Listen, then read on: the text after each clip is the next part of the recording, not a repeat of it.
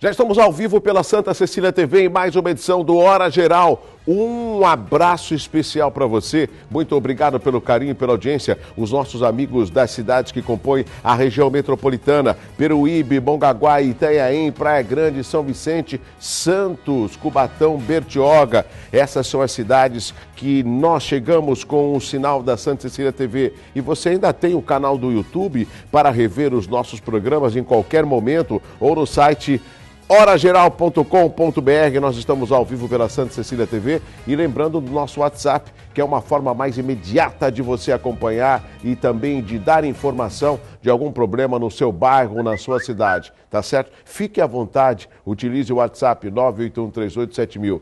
E no programa de hoje você vai ver: alunos ficam mais um dia sem aula na cidade de Cubatão. Ainda em Cubatão, Prefeitura vai abrir processo licitatório para a operação Tapa Buraco. Carregamento de açúcar cai no Porto de Santos. Olha só a imagem e você vai ver daqui a pouquinho também aqui no Hora Geral. E o nosso convidado de hoje é o jornalista Glauco Braga. Ele é diretor do Sindicato dos Jornalistas da Baixada Santista. Vamos discutir com o Glauco o jornalismo na nossa região metropolitana, na Baixada Santista. O jornalismo, ele é transparente? Ele tem alguma intromissão da linha editorial do responsável do veículo? É suficiente a informação que são divulgadas não só na TV, como no rádio, como nos jornais e nos sites ligados aqui à nossa região, além da participação dos nossos telespectadores pelo 3041-6777 e também pelo WhatsApp, que é o 981387000. Temos ainda a movimentação das estradas, balsas, temos esporte nesta terça-feira, enfim, tudo isso recheado de informação para você, meu amigo, minha amiga do Hora Geral. Não se esqueça que eu estou com você. Ontem nós mostramos no Hora Geral duas denúncias de telespectadores que chegaram pelo WhatsApp. Um de um morador de São Vicente e outra de Peruíbe. Em São Vicente, a reclamação era sobre as ruas do bairro Iolanda, que estão sem asfalto e com muito mato, como você está vendo aqui no Hora Geral. Sendo que a área é legalizada e os moradores pagam o IPTU. O morador, o telespectador, mandou inclusive o carnê e ali é o comprovante que ele paga o IPTU. Nós entramos em contato com a Prefeitura, que respondeu que a subprefeitura da área continental vem realizando serviços de limpeza em toda a região. E a Vila Holanda está no cronograma de serviços. Quanto à pavimentação, a Prefeitura disse que está em andamento um processo licitatório para a compra de asfalto e que as áreas a serem atendidas vão entrar no cronograma da Secretaria de Desenvolvimento e Obras Públicas. Deixa eu falar uma coisa. Desde a época que eu estava no Balanço Geral, eu me lembro que muitas das perguntas que nós fazíamos às assessorias de imprensa, vinha uma palavra, parece que ela está sempre intrínseca, parece que ela está sempre junta, que é o tal do cronograma. Eu vou falar uma coisa, eu não acredito em cronograma porcaria nenhuma, sabe por quê? Porque não tem planejamento. Coloca a imagem de novo. Você acha que esse mato subiu quanto? Ou quando? Esse mato subiu semana passada? Fala a verdade. Esse mato aí que a gente vai mostrar, ele subiu, ficou alto uma semana pra cá? Não. É um mato que já está há um bom tempo. Então esse negócio de cronograma, pra mim, significa desculpa. Vamos fazer o seguinte, eu tenho contato com os moradores do bairro Holanda, na área continental, eles vão estar em contato comigo. Vamos dar um prazo. Produção, anota aí, por favor. Vamos dar um prazo até, olha como eu sou tolerante, hein? Até o final do mês de maio. Como esse mês é 31, até o final do... Olha, isso nem mato, isso é floresta, olha lá. Daqui a pouco aparece aí um sagui, aparece um macaco, aparece até o Tarzan, né? Até o final do mês a gente vai cobrar. A produção, anota na nossa agenda aí do Hora Geral, vamos dar um prazo até o final do mês e se a Prefeitura de fato resolve esse problema, tá certo? Porque tem certas coisas que é fácil, é pegar um funcionário, capinar, dar um jeito. Agora, a pavimentação eu entendo que depende de uma licitação, mas o Hora Geral está atento. Já em Peruíbe, nós recebemos uma reclamação de um morador, né, do nosso amigo, o seu Jesus Martins, que ele não consegue pegar a passagem de idoso com a empresa de ônibus Breda. Ele diz que tentou vários dias em horários diferentes, mas nunca consegue. E ele também reclama dos ônibus sem banheiros. Ele tem um problema de saúde e precisa usar o banheiro com mais frequência do que uma pessoa que não tem o problema de saúde que ele tem. Nós entramos em contato com a Breda, que respondeu que cada ônibus possui 2 poltronas destinadas a idosos e que o agendamento precisa ser feito com 5 dias de antecedência na própria agência. Em relação ao banheiro, a empresa disse que segue regulamentação da Agência Reguladora de Serviços Públicos, Delegados de Transportes do Estado de São Paulo, Artesp, em que é necessário ônibus com banheiro apenas para viagens acima de 150 quilômetros. Mas o que o nosso telespectador falou? Tiraram. Por que tiraram? Não vai dizer que foi a Artesp que mandou tirar, que é a agência reguladora. E outra, se tem que fazer um agendamento, ô Breda, informe aos funcionários. Senhor, tem que fazer um agendamento, porque ontem na hora geral a gente colocou aqui, ele vai de manhã, só à tarde, vai à tarde, só à noite, chega à noite, não, só amanhã, fazendo o nosso telespectador, o munícipe de Peruíbe, de bobo. Então, explique corretamente. Para falar a verdade, o que também tem gente competente em determinados cargos, né, é só explicar de uma forma coerente, responsável. E se não sabe, pede informação para o gerente, para o supervisor, só não dá uma de maluco ou de maluca, né? Não estou nervoso não, é que eu fico indignado quando o meu telespectador, ele é jogado para lá, é jogado para cá, vai para lá, não, é ali naquele guichê, ele fica assim sem saber, isso porque ele quer pagar a passagem. Vamos conhecer agora as manchetes dos principais jornais desta terça-feira comigo ao vivo, vamos lá, girando.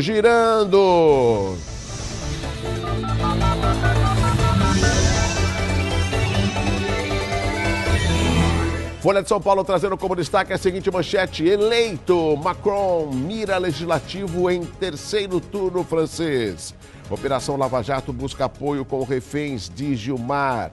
Olha só que foto, hein? Isso é um desmonte. Apoiadores da Operação Lava Jato deixam acampamento em frente à sede da Justiça Federal em Curitiba após proibição de magistrada do Paraná. O ex-presidente Lula depõe no local amanhã ao juiz Sérgio Moro, para quem o processo não é uma guerra. Agora, nós temos informação de que os advogados do Lula estão tentando, junto ao juiz Sérgio Moro, adiar, protelar, mudar a data do depoimento, porque eles não conseguiram ler com tempo hábil todo o processo que beira aí as 5.000 páginas, né? Essa é a alegação da defesa do ex-presidente Lula. Cabe saber se o juiz Sérgio Moro vai aceitar ou não. Sendo assim, durante todo o dia de hoje, você pode aguardar nos telejornais, nas redes sociais de fonte segura. Não vai achando que tudo que coloca no Facebook é verdade, que não é não. Procure os sites de notícias respeitados, né, imparciais, para saber como vai ser o dia de hoje. Até então, até esse momento, amanhã está previsto o depoimento do ex-presidente Lula. Estadão aqui, Estado de São Paulo trazendo como destaque: Janot pede que STF afaste Gilmar Mendes do caso do EIC. Governo quer mudar lei de recuperação judicial.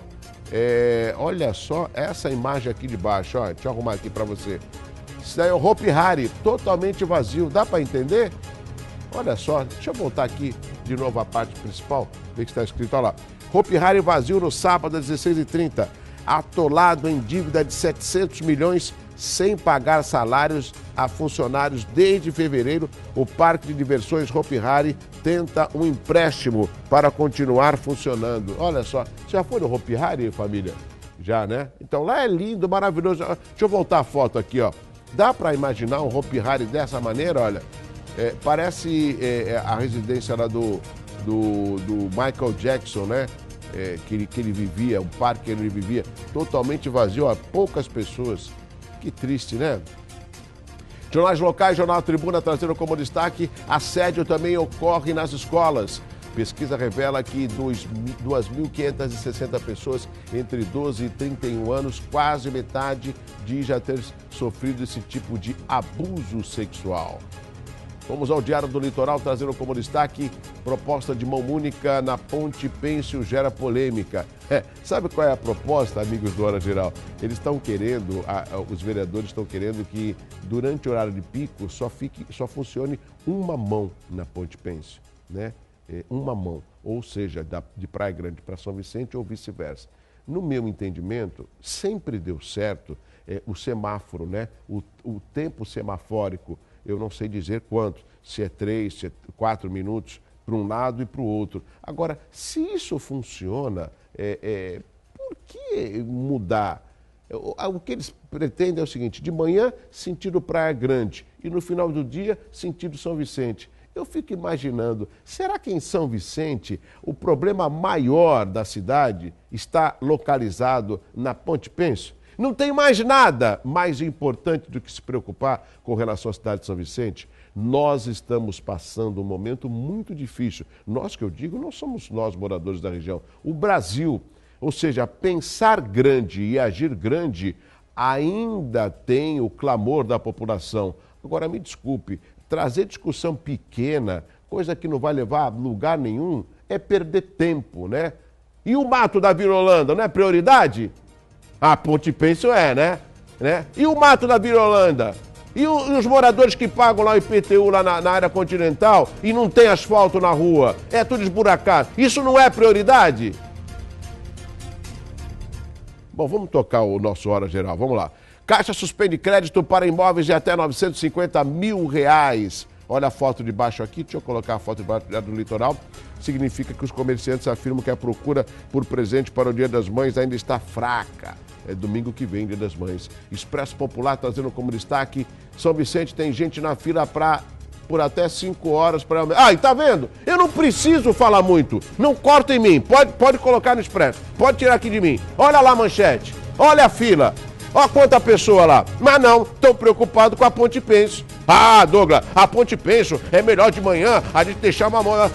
Vamos procurar coisa mais importante. Vão ao lado da população. Vereadores vão lá falar com essas pessoas que estão na fila procurando saúde. O que está acontecendo? O que houve? Ah, não tem médico? Opa, vamos formar uma comissão. Vamos falar com o prefeito Pedro Gouveia. Prefeito, a gente tem que resolver o problema da população. Olha só quanta gente ali na fila. O pessoal acorda cedo de madrugada para pegar uma senha. Falando em senha, eu me lembro do programa que eu tinha. A gente tem que voltar, ô Serginho, tem que voltar com qual é a senha aqui no Hora Geral. Mas, agora falando sério, tem que acordar cedo, fico na fila até 5 horas para atendimento. Aonde que é isso? São Vicente.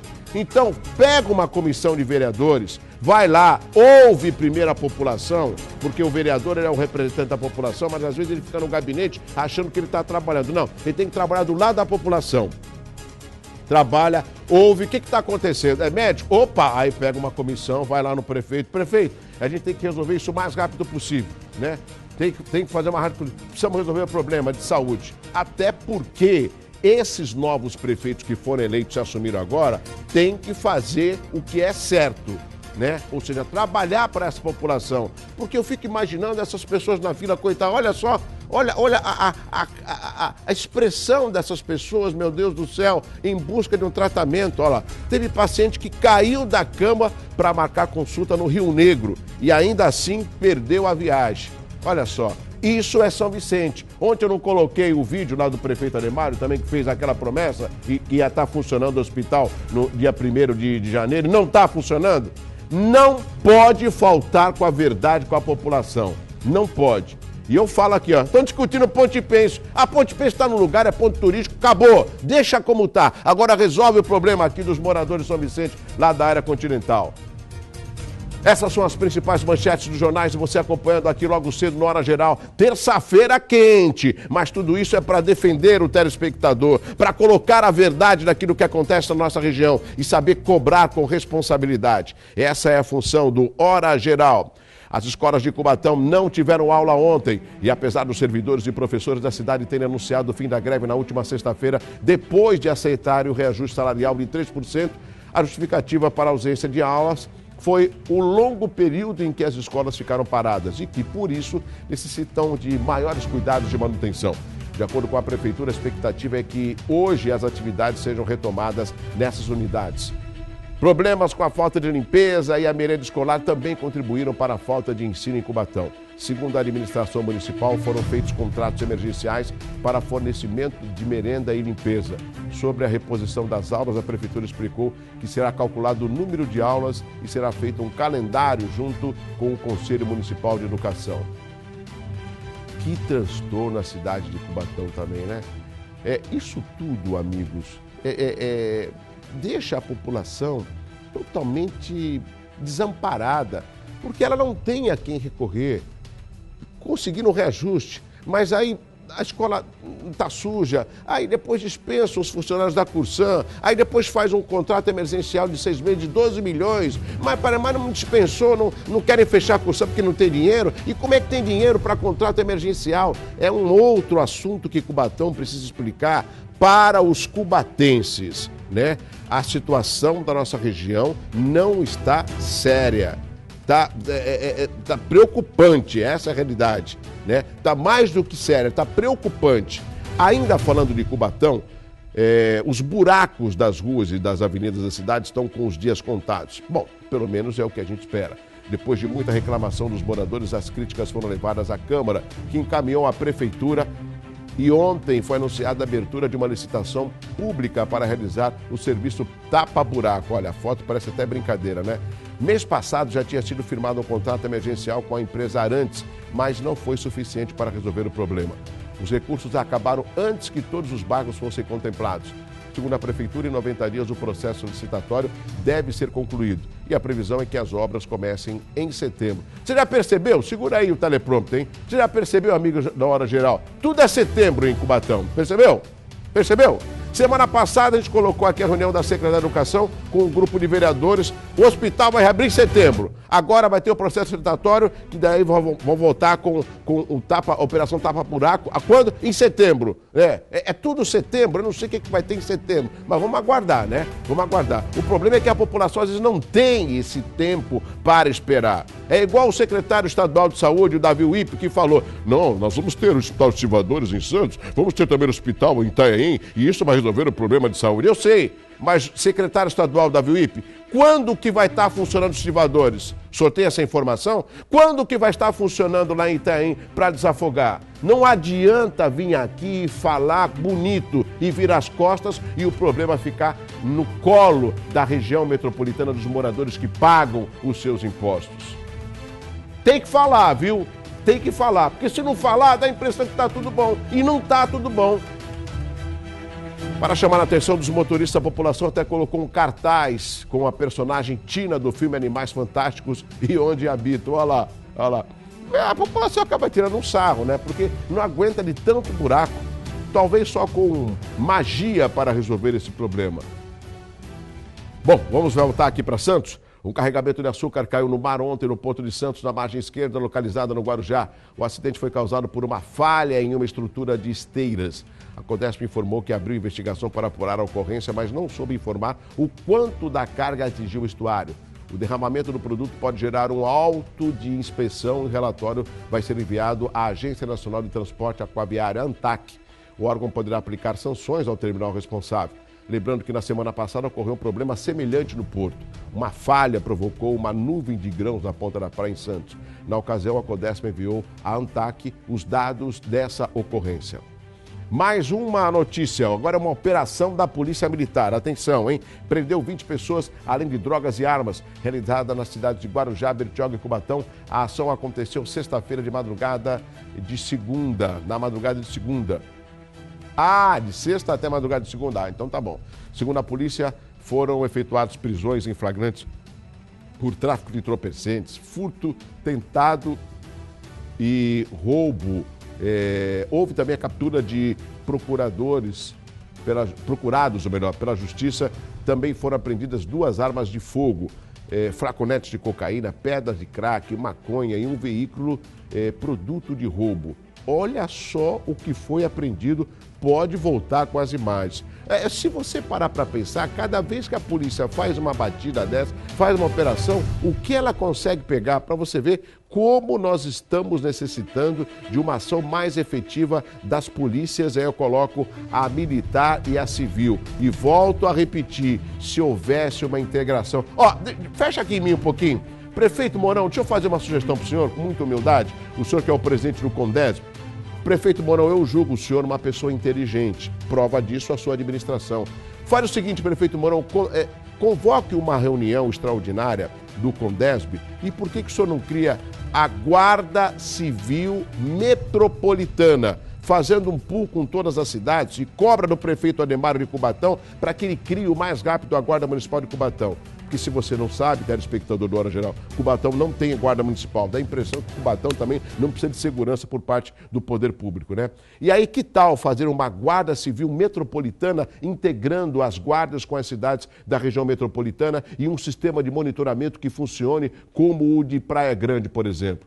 Tudo isso depende de vontade política. E não vem falar que não tem dinheiro. Porque se você faz um sistema de monitoramento em uma cidade, tem um valor. Se você divide por 9, que são as cidades que compõem a região metropolitana, fica mais barato para cada cidade. Mas tem que deixar a vaidade de lado. Tem que trabalhar em prol da população, como eu trabalho em prol do meu telespectador.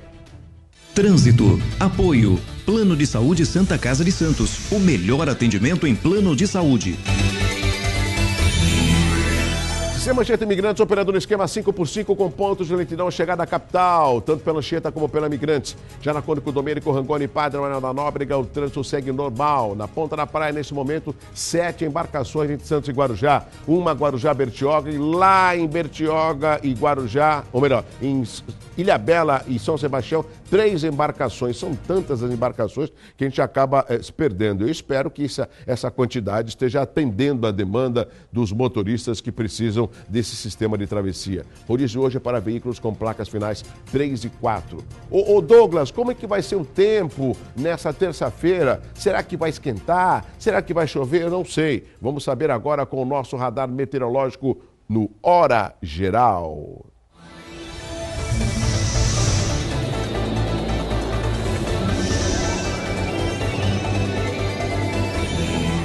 A previsão para esta terça-feira em Santos é de predomínio de sol, apenas com pouca variação de nuvens. Aqui em Santos, a mínima de 20 e a máxima de 28. Vamos até a cidade de Cubatão. O clima lá está quente, né? Mínima de 19 e a máxima de 28 graus. Agora vamos cair lá para o litoral sul. Vamos até a cidade de Itanhaém. Mínima de 20 e máxima de 28 graus. Hora Geral, ao vivo, aqui na Santa Cecília TV. Esporte, apoio, Memorial. Tradição em preservar a história. 36 medalhas, esse foi o número conquistado pela equipe de natação da Unisanta do troféu Maria Lenk, realizado no Rio de Janeiro. A competição encerrou no sábado e a equipe siciliana ficou no top 3 da classificação geral com 1.912 pontos. A primeira colocada foi a equipe Pinheiros, em segundo veio a equipe Minas. Destaque para Guilherme Costa nos 1.500 metros livres, que bateu um novo recorde no campeonato. Na classificação entre as mulheres, a Unisanta foi a segunda colocada com 870,50 pontos. Já no quadro de medalhas, os atletas do Santa ficaram em primeiro lugar com 18 ouro, 8 prata e 10 bronze. A nadadora Joana Maranhão levou 5 medalhas de ouro e 1 de prata e bateu o recorde brasileiro dos 400 metros livres, além de ter sido a atleta mais eficiente da competição com 220 pontos. Nicolas Santos, ele quebrou o recorde sul-americano de César Cielo nos 50 metros borboleta e foi o nadador com o melhor índice técnico da competição com 976 pontos. Parabéns aos atletas da Unisanta. Sabe o que significa? E aqui eu quero falar para o Marcelo Teixeira. Marcelo Teixeira, desculpa tratá-lo assim, você é meu amigo, nós temos aí uma reciprocidade de respeito. Quando se investe em educação, quando se investe em esporte, o resultado só pode ser isso. Que o seu exemplo, Marcelo, de uma pessoa que luta pelo esporte, e esses atletas eles saíram daqui para representar não só o Santa, como a cidade de Santos, sirva de exemplo para outros empresários e outros esportistas que eles possam ter destaque, não só no seu esporte, mas principalmente mostrar a nossa região, a nossa cidade de Santos. Rápido intervalo, na sequência eu vou conversar com Glauco Braga, ele é diretor regional do Sindicato dos Jornalistas, jornalista competentíssimo, imparcial. Vamos conversar com ele, mas tudo isso depois do intervalo. Vou tomar um cafezinho e eu volto já, é rápido. Já estamos de volta ao vivo com o Hora Geral aqui na Santa Cecília TV. Vou apresentar o nosso amigo, já esteve aqui, né? Está retornando. É o Glauco Braga, ele é diretor regional do Sindicato dos Jornalistas aqui na nossa região. Tudo bem, Glauco? Tudo bem. Bom recebê-lo aqui mais uma vez. Muito obrigado pelo convite, é um prazer. Você, Glauco, eu vejo alguns jornalistas, tem gente que não gosta, mas eu tenho o estilo de ser sincero. Tem alguns jornalistas que eu gosto sempre de apresentar como eles são na sua profissão. O Raton é um deles, você é outro, que luta pela imparcialidade, luta pelo verdadeiro jornalismo, o jornalismo investigativo, o jornalismo que esclarece e que às vezes pune, mas não o jornalismo nem a jornalista. Pune a ação daquilo que você está reportando, que você está escrevendo e que a população precisa saber. Eu sinto que nós passamos um momento muito triste do nosso país em que nada poderia ser falado. E numa época mais triste ainda, você era obrigado a colocar até uma receita de bolo, de doce, alguma coisa, porque aquela reportagem foi censurada. Nós estamos em outros tempos, estamos no século XXI, temos aí uma diversidade de mídias que levam informação, algumas de fontes duvidosas, mas a maioria de fontes até conhecidas. Como que você vê o jornalismo no nosso país, e eu trago a discussão para a nossa região? É um jornalismo que informa a população? Então, assim, eu acho que a gente vive uma crise de credibilidade. Infelizmente, não pelo trabalho do profissional em si, mas o que fica mais evidente hoje, que o que rege tudo é o poder econômico. Infelizmente, hoje os grandes jornais, ou os médios jornais, e os jornais, e alguns jornais até daqui, deixaram de fazer jornalismo para fazer negócio. Infelizmente, a gente vive essa situação. E quem perde com isso? Não, perde o veículo e perde quem procura o veículo para se informar. Então, porque você não consome ou não compra um jornal que você não acredita. Lógico. Se não for por obrigação, você deixa ele do lado. E eu acho assim, isso reflete, por exemplo, na vendagem de banca. Alguns jornais, numa região como essa aqui da Baixada Santista, que 1 milhão de pessoas... 1.800.000 nas 9 cidades. Tem jornal que vende 7 mil em banca. Isso é nada. Isso não é nada. O que isso representa dentro de 1.800.000 pessoas? Você vender 7 mil jornais em banca. Eu acho que esse é o retrato, sabe do quê? Da credibilidade. E infelizmente, são empresas que estão sem comando ou na mão de pessoas incompetentes. Infelizmente, é isso que acontece. Agora, e a população sofre com a desinformação. Agora, a gente vê também uma queda no tipo de veículo, que é o jornal. Ou seja, o jornal impresso ele está perdendo público por causa das redes sociais, por exemplo. Mas você tem, como diretor regional do sindicato, informação se isso acontece em alguns jornais, outros conseguem manter um número de exemplares, não, por exemplo? Eu acho, assim, a grande discussão hoje é a migração do papel para o digital. Digital, isso. Eu acho que os dois veículos podem sobreviver, podem viver e conviver perfeitamente. Acontece o seguinte, que o jornal continua reproduzindo o ontem. Entendi. Se você pegar o jornal de hoje, ele continua mostrando o que aconteceu ontem, que é notícia velha na internet já. Então, você vai comprar um jornal para quê? Para ler o que aconteceu ontem, sendo que você abriu o computador, o laptop, o notebook, o smartphone, e você tem acesso a toda a informação e a informação atualizada. Aí a discussão é lá, mas qual seria o ideal? Ou se não, o que se pretenderia fazer? O jornal mais reflexivo. Reportagens investigativas também? Não, algo mais reflexivo, algo que você pudesse explicar o que aconteceu, não retratar o que aconteceu, que já está velho. Alguma coisa mais que explicasse na totalidade ou tentasse esmiuçar. Mas não, o jornal continua reproduzindo, continua a serviço de quem detém o poder político, muitas vezes o econômico também. Essas influências prejudicam o jornalismo. E aí o que afeta? Afeta lá na credibilidade, na assinatura, na venda em banca. Aí fala, não, porque, Douglas, as pessoas continuam se informando e continuam cada vez mais carentes de informação. Não é a informação que está em crise. A crise está na gestão da informação. Ou seja, esse processo, como é levada a informação até o resultado final, que é o leitor, ele está tendo um ruído. Com certeza, com certeza. Ele tem uma série... as pessoas não têm noção 10% do que acontece dentro de uma redação de um jornal.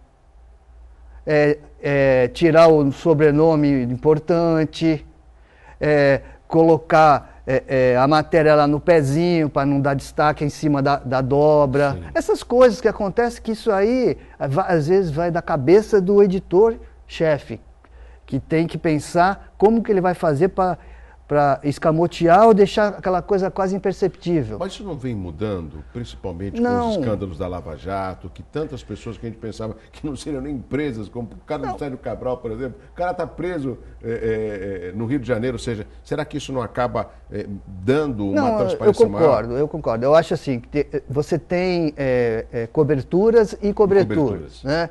E aí, nós daqui, nós da Baixada, de Santos, tal, temos que fazer sempre aquela questão de regionalizar, né? Porque é o nosso ambiente, nós vivemos aqui, nós temos que olhar para cá para depois a gente também comparar até com o outro tipo de jornalismo que se faz. Eu particularmente acho que existe algumas distorções nas coberturas, elas não são iguais. Elas sempre são tendenciosas para um lado. É uma avaliação que eu faço. Assim, determinadas pessoas têm uma cobertura e outras têm outra. Já entendi. Porque aí depende do posicionamento político do jornal, tal. Agora, é óbvio, Glauco, que a gente sabe que toda empresa de comunicação ela tem uma linha editorial que está reportada ao dono do veículo. Certo. Que ele fala assim, esse assunto é interessante, esse assunto não é interessante, que até então eu julgo natural. Ou seja, quem é o dono da empresa, em outras palavras, é quem manda. Mas entre mandar e ser coerente tem uma diferença. E é isso que eu acredito que o telespectador espera de uma emissora de TV, espera de um jornal, espera de um programa de rádio. Não, mas, por exemplo, aqui na Santa Cecília você vê que as pessoas são preparadas. Tem essa imparcialidade. E eles são preparados para comandar uma empresa de comunicação. Sim. Agora tem algumas pessoas que não têm a mínima condição. A mínima condição, só são donos. Ponto. Ponto. E aí entrega tudo na mão de uma pessoa que muitas vezes não tem... que a gente sabe quais são os caminhos que essas pessoas fizeram para chegar onde estão, entendeu? Então, Glauco, essa é uma discussão muito longa e lógico que a gente tem uma cautela de não citar nomes, uma questão até de respeito, mas isso acontece também em administrações públicas. Com certeza. Quando você acaba indicando secretários, não pela competência, vamos trazer a discussão para o poder público. Você não traz, às vezes, um determinado secretário, ou a maioria porque ele é competente. Não, porque ele te ajudou no partido, porque ele é uma pessoa importante, entendeu? Porque ele é primo de um amigo seu, ele é esposo de uma amiga sua. Acaba ficando tudo ali em casa. E quem se prejudica, fazendo um paralelo entre uma administração pública e um veículo de informação, são os leitores, é a população. É a mesma entendeu? coisa. É a mesma coisa, para ilustrar. Não, você privilegia os amigos. Isso acontece também dentro da empresa privada. Privilegia o amigo no lugar do profissional que tem condição de trabalhar. É a mesma coisa aqui na Prefeitura de Santos. O cara é secretário, fala, secretário, qual é o salário? 19 mil. Ah, não é pouco. Ah, mas a gente põe a tua mulher junto. Aí põe lá a mulher ganhando mais 10 mil. Pô, isso é uma vergonha. Como é que pode um governo municipal ter... Isso é o que é a ponta do iceberg. Inclusive você tem uma coluna, um blog, que é um em off, né? É Santos em Off. Santos em Off, e você chegou a publicar isso. E o Ministério Público fez... O Ministério Público foi em cima e eles estão demitindo aos poucos. Eu publiquei 4 secretários que tem 4 mulheres, ou 4 secretários, 4 pessoas do alto escalão, né? Que não é nepotismo, não é ilegal, mas é imoral. Imoral, pô. É imoral. E tem outras situações que estão sendo investigadas. E o Ministério Público entrou, aí ele começou a demitir uma, outra. Quer dizer, qual é a necessidade? Eu queria que me explicassem isso. Não é nepotismo. Não é nepotismo, mas é imoral. É imoral. Não é ilegal, mas é imoral. Esse é o exemplo de uma administração... Não. Agora, Glauco, você falou de Santos. Você conhece a mesma situação em outras cidades aqui da região ou não? Não, assim, eu sei Cubatão, que Cubatão é um caos hoje, né? Exatamente, estamos falando isso aqui diariamente. A questão do funcionalismo, dos professores, é uma situação triste. Da Cursan. A questão da Cursan, que é gente que ganha salário mínimo, gente que ganha muito pouco, sabe? A situação triste, e assim, os vereadores negociando para se aproveitar dessa situação para poder colocar apadrinhado dentro das empresas ou em cargos comissionados ou dentro da Cursan. Isso é uma vergonha.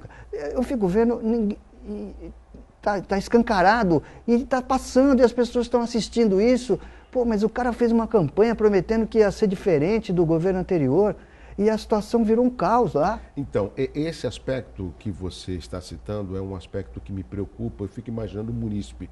Será que ele é tão, não digo conivente de forma alguma, por que ele é letárgico? Por que ele fica meio assim que paralisado quando ele vê as coisas erradas, se é a população quem pode mudar? Eu peguei hoje, eu tenho um hábito de acordar cedo, ler os jornais, eu li, por exemplo, na coluna do Dia a Dia, na parte de baixo, até uma frase do vereador, inclusive acho que ele vem amanhã aqui no Hora Geral, ele ficou só de confirmado, o Fabiano da farmácia, ele mandando um recado para o prefeito de Santos. Quando que o prefeito vai dar uma atenção para a Zona Noroeste? O Fabiano da farmácia, que é um vereador eleito, que é da base do governo, mora na Zona Noroeste, e eu fico pensando, eu lendo o jornal por 5h30 da manhã, eu falei, peraí, mas a Zona Noroeste deu esse voto para o prefeito para que ele se reelegesse. Poxa, será que não é o suficiente do prefeito se sensibilizar com a Zona Noroeste ou a população cobrar do prefeito aquilo que foi prometido num período eleitoral, por exemplo? Não, infelizmente a Zona Noroeste serve na época que ele tentou se reeleger ou se eleger. E depois? Não, está abandonado. Está abandonado como, sabe, temos outros exemplos aí de cidades que estão assim, se prometeu que eram administrações modernas. Não tem exemplo nenhum de administração moderna hoje aqui. Eu acho que nós temos que ser, e eu procuro ser coerente, eu estou citando Santos, porque Santos você teve um prefeito que foi reeleito. Eu não posso cobrar do Pedro Gouveia, que tomou posse agora em janeiro, apesar de ter conhecimento de como ia pegar a cidade. Do Ademário da mesma forma. Mas a gente não consegue ver ações iniciais que promovam resultado lá na frente. Está tudo na mesma. A gente está no mês de maio. Está tudo parado. Entendeu? Parece que até agora ninguém assumiu, né?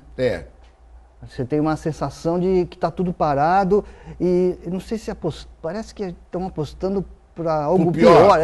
Que assim, pior, não, uma coisa pior aí para acontecer. Porque não é possível. Sabe? Uma questão até que é importante, que eu fiquei sabendo, por exemplo, Cubatão está vivendo um caos social também e diz que a criminalidade cresceu muito lá. Eu tenho informação de gente que mora lá que, assim, que relata 3, 4 assaltos na mesma rua no dia. E a gente de credibilidade, não é conversinha que eu ouvi ali ou contaram não, é gente que eu conheço, que eu converso às vezes. Que vive a cidade. Que vive a cidade e fala, ó, aqui na minha rua, hoje teve 3 assaltos. Aí, porra, quer dizer, virou terra de ninguém. O Glauco, tem algumas perguntas dos telespectadores, mas muito rapidamente, eu quero também dizer a você, assim como você é jornalista, eu sou, e luto diariamente por uma região mais próspera. É óbvio que a gente não vai resolver o problema da segurança aumentando o número de policiais e o número de viaturas. Existe todo um projeto, todo um planejamento para diminuir a criminalidade. Por exemplo, você está falando de Cubatão. Cubatão, não existe esse levantamento, mas eu acho que eu não estou errado. É onde tem o maior problema habitacional, que é Cubatão. E lá se instalam bolsões de misérias que já há vários anos nenhum prefeito conseguiu resolver. Verdade. Você se lembra muito bem quando um marginal, um bandido, jogou uma pedra no para-brisa de um carro, um menino de 17 anos, ele veio a falecer ali, que eles levantaram um paredão na Anchieta. É mais fácil, são as soluções imediatas que não resolvem nada. De jeito nenhum. Isso, sabe? A gente tem visto, por exemplo, e isso daqui é relato de muitos assaltos que estão acontecendo na região. Para onde que eles fogem? Para Cubatão. Aquela senhora que roubaram o carro da filha dela aqui do lado lá no Mendes de Barros, na Praça Fernandes Pacheco. Certo. Fugiram para onde? Cubatão. Teve outro que roubou a bicicleta, foi para Cubatão. Aquele rapaz que matou o médico que estava saindo do hospital, Ana Costa, é de Cubatão. Ou seja, então precisaria uma força-tarefa mais na cidade de Cubatão para tentar ver o que está acontecendo. Porque nós acabamos temos um cinturão de miséria e que ali está instalado a criminalidade. Se você pegar Guarujá, né, Vicente de Carvalho, você pega Cubatão, você pega Santos, você pega São Vicente, isso é preocupante. Não, e hoje você tem uma legião de desempregados que aumenta a cada Altíssima. dia. Só em Cubatão foram mais de 4 mil só da Uzi Minas. Não, você imagina, quando você fala assim, 540 pessoas, são 540 famílias. Se você multiplicar por 4, que é o tamanho médio de uma família, quantas pessoas... e se a pessoa ganha, por exemplo, um salário mínimo, quanto tempo de sobrevivência você acha que uma família vai ter com uma rescisão contratual dessa? Nós estamos conversando com o Glauco Braga, ele é diretor regional do Sindicato dos Jornalistas. Agora, Glauco, eu tenho preocupação com o meu público telespectador. Logo nesta manhã de terça-feira deve estar pensando assim, poxa, e aí? O que a gente pode fazer? Que alternativa inicial você vê, não 100%, para esses problemas que nós estamos passando na região e que eles também não começaram ontem, eles já se arrastam há um longo tempo. O que falta aí? Falta uma responsabilidade administrativa, uma vontade política? A questão da famosa vontade política e resolver mesmo, né?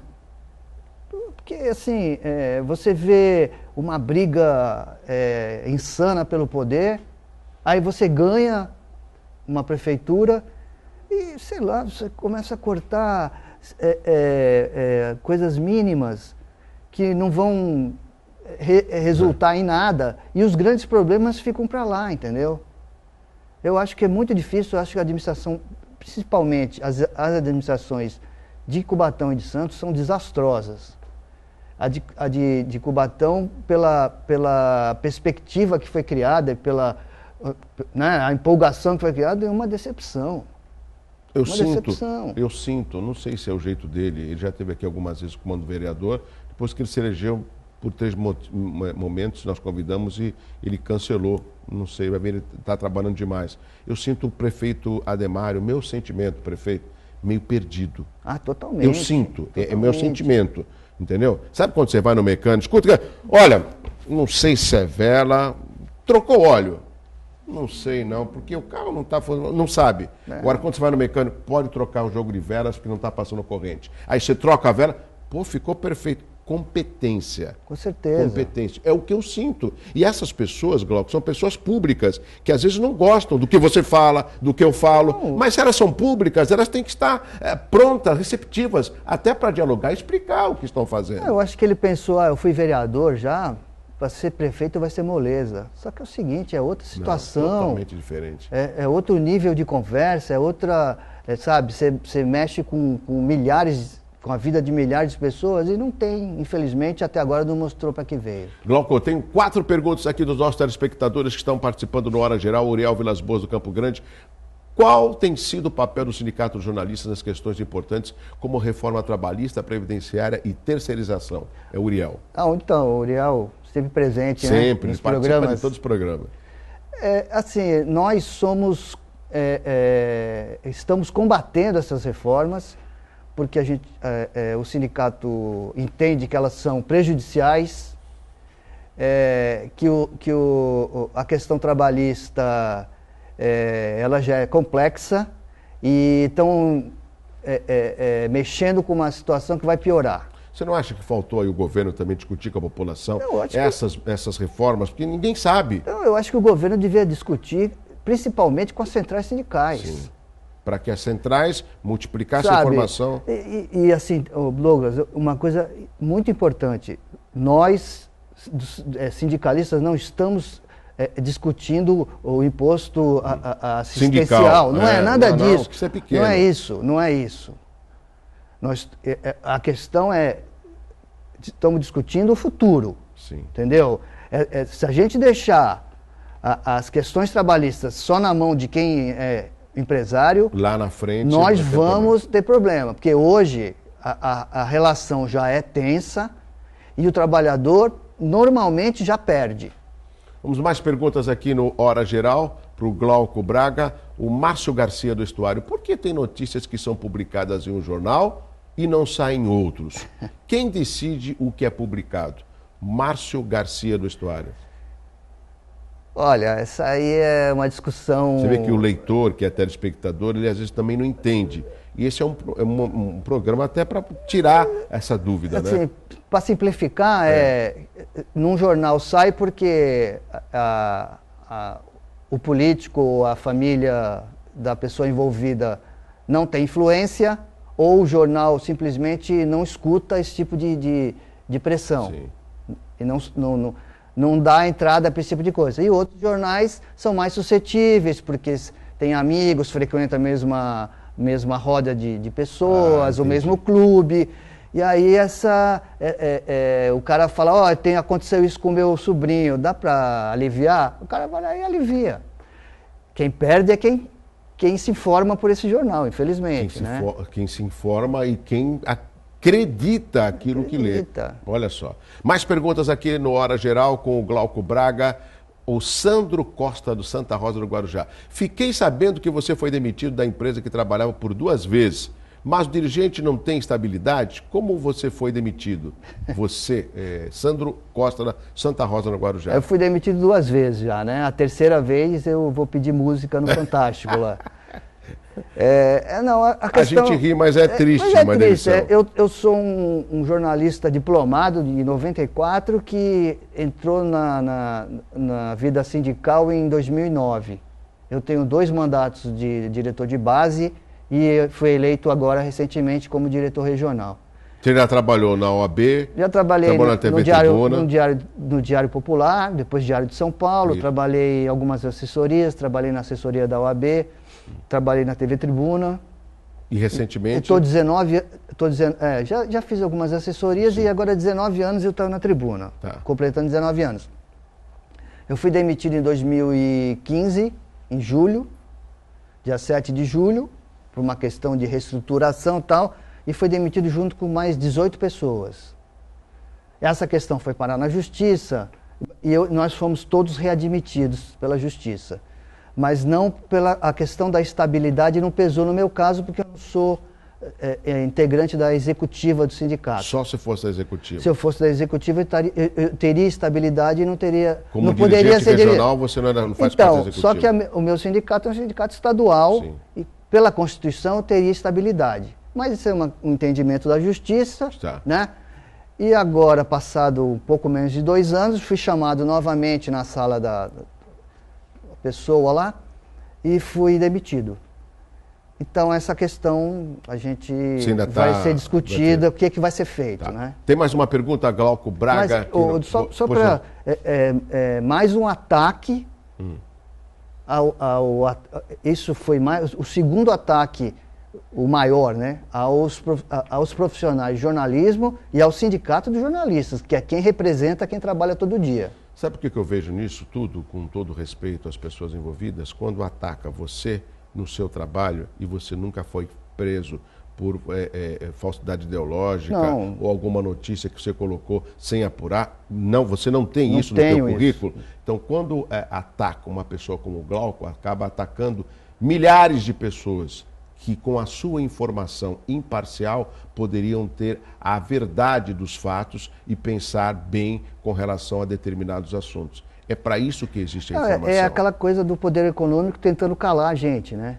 Só que é o seguinte, não vai conseguir calar, entendeu? Eu acho assim, quando ataca o sindicato dos jornalistas, ataca todos os profissionais. É porque eu sou um cara que eu tenho família, tenho filhas, tenho esposa,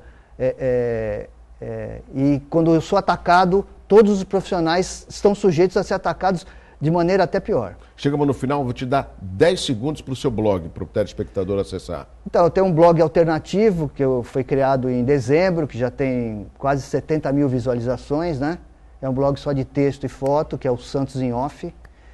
Onde eu tento exercer o meu lado de jornalista e onde eu tento esmiuçar as coisas de uma maneira fiel e que eu acho que o que mostra que está dando certo é a audiência. Vamos aos aniversariantes de hoje, rapidamente aqui no Hora Geral. Vamos lá. Parabéns, parabéns, parabéns. É o que desejam todos que lhe querem bem. Felicidades no seu dia. Parabéns a todos com saúde e alegria. Parabéns, parabéns. É o que desejam todos que lhe querem bem. Felicidades. Chegamos ao final de mais uma edição do Hora Geral. Glauco Braga, muito obrigado. Obrigado, Quero que você volte mais vezes aqui no Hora Geral. É um prazer, Que o espaço é todo seu. Vem aí o Bom Dia Baixada, a gente está de volta amanhã às 7, porque até o dia 19 de maio não vai ter a reapresentação por causa dos Jogos da Unisanta. Ou no canal do YouTube ou no site do horageral.com.br. Um abraço forte para você. Tchau, tchau.